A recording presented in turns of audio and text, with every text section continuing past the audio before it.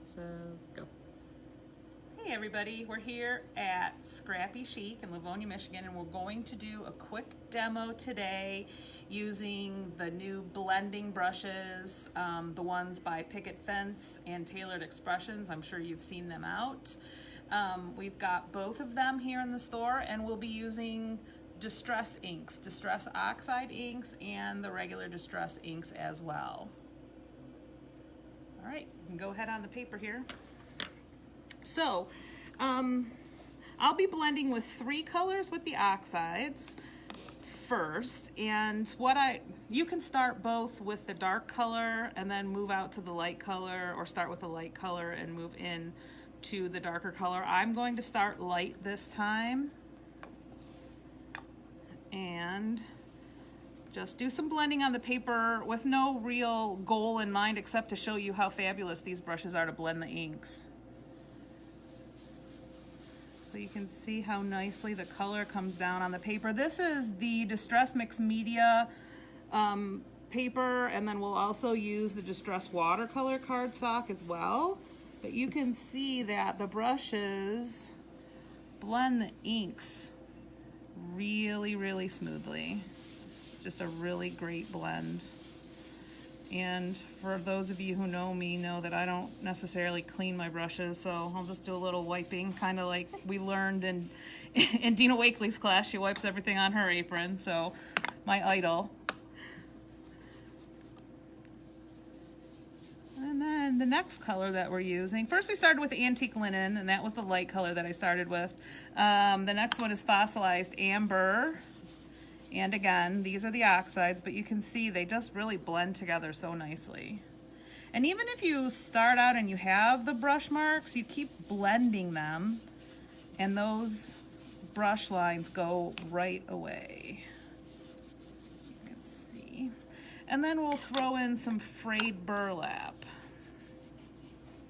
I did notice though that if you touch the ink after it's down on the paper, you can leave fingerprints. So I take just a piece of scrap paper and put it over so that I can hold the paper so it doesn't roll around.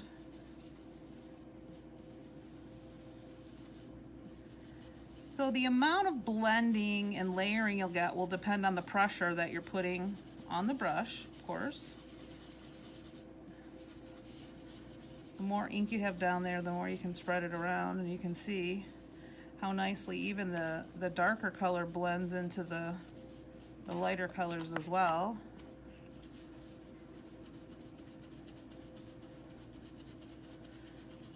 And then if you're blending and you realize that you have a little bit more dark than you wanted, you can certainly go back to any of the colors and bring them back in.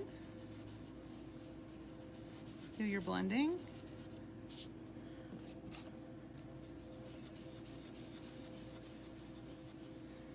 And see, that's how nicely the oxides blend. And now we'll use the watercolor paper. And we'll use just the regular Distress inks. So I'll start with dark first. So Vintage Photo. Mary Kanoka wants to know, which do you like better, oxide or distress? I like the oxides a little bit better because it's a very soft color, and then when you put the water on it, like what it's made to do, it just really gives you a different look, and it changes the way that the different colors react and look on your paper. And I can show you that in a second. I've got some water over here. So on the watercolor paper, we're just going to blend. This is the Vintage Photo. This is a little bit more textured paper, so you'll have a little bit more blending to do with your brush to get your color smooth and even. But you can see, like I mentioned earlier, if you get those brush marks when you first put the ink down, they just blend right out.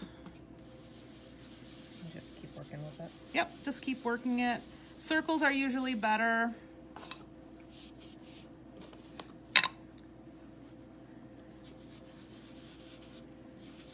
And then you can see, so you still get a nice smooth blend with the regular Distress inks as well. It's just a different look because of the way the inks are. But again, a nice blend with the colors together. You can see though that when you put the water, oops, better turn it on the Distress Oxides, the color of the ink changes a little bit.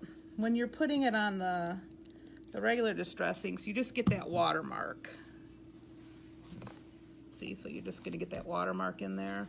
But on here, in the colors, they do change a little bit, and that's because of the reaction to the water.